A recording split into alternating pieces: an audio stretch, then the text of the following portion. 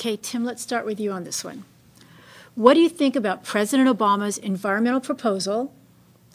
Would you support the expanded drilling off the East Coast in exchange for stronger environmental regulation?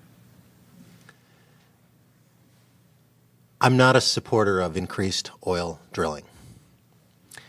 I believe that as a nation that we need to be moving away from the use of oil. I believe that as a country, for both our economic stability and our national security, that we need to be developing alternatives to oil. I believe that we need to be developing solar power and wind power and alternatives to get us off of the addiction to foreign oil. When it comes to oil right here at home, the folks at the East Coast have the same concerns that we do in California.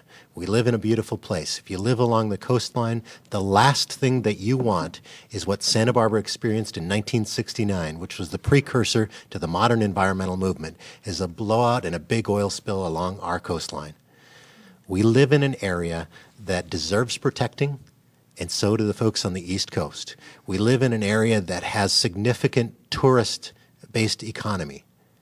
And if we increase the oil drilling off of our coast, we're harming the goose that laid the golden egg. We're harming our tourist-based economy for short-term dollars. I'm not a supporter of the increased oil drilling.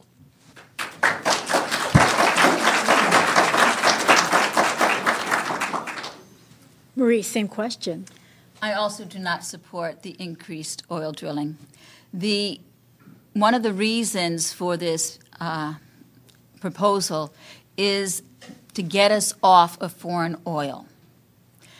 But I agree with Tim in this area that that is not the answer to the problem.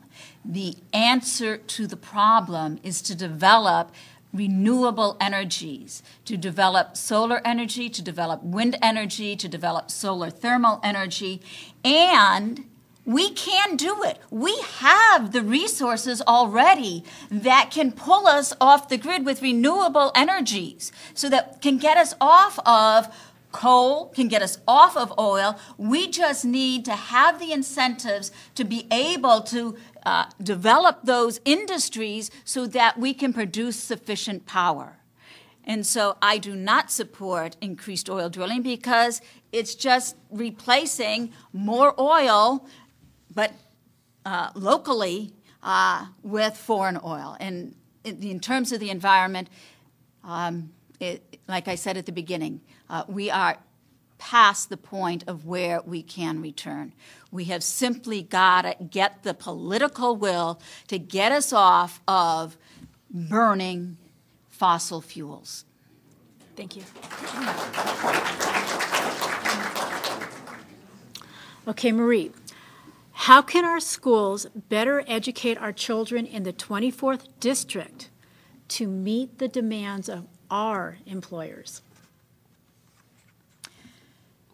Education, as you know, is very dear to my heart. One of the areas that I am advocating is an increase in vocational education.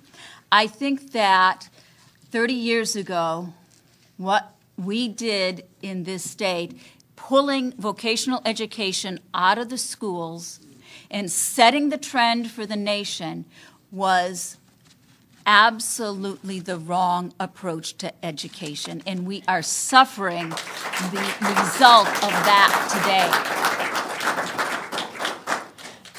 We need to bring vocational education back to our secondary institutions.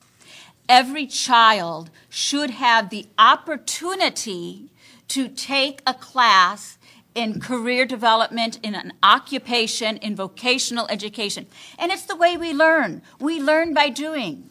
And that's what an occupational, a vocational class allows a student to do. And it makes the theoretical, the book learning, so that it makes sense.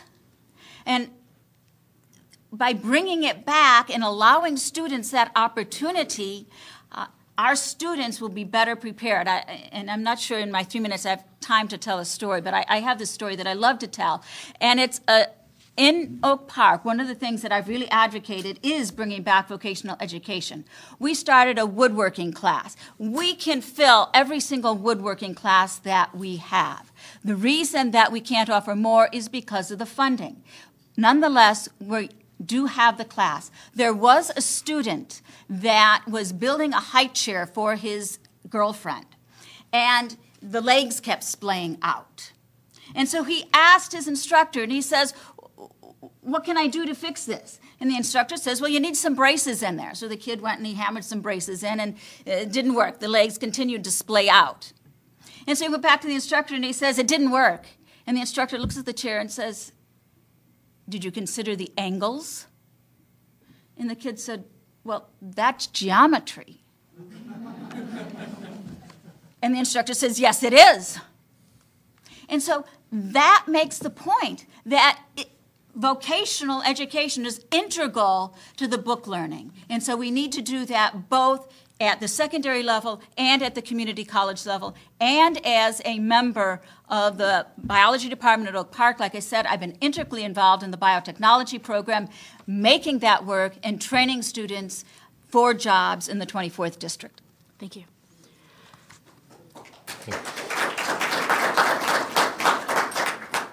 Education is near and dear to my heart. As a parent of a 7-year-old in our local public schools, as the son of 2 educators, I think I was probably already in law school before I realized that some of my friends actually stopped after high school. Education was always an important part of our family. My son had a college fund before he knew what money really was. But education is in jeopardy. Education is at the crossroads. If we believe that we are a country where everyone can succeed based on their own merits, then we need to make sure that when kids have a challenge and are facing an educational system that puts them at an unequal footing at no fault of their own because of the quality of the school facility that they're in, because of the funding in their local schools, because of schools that are based on property tax funding that are significantly unequal across the state and across this country, then we have some things that we need to work on.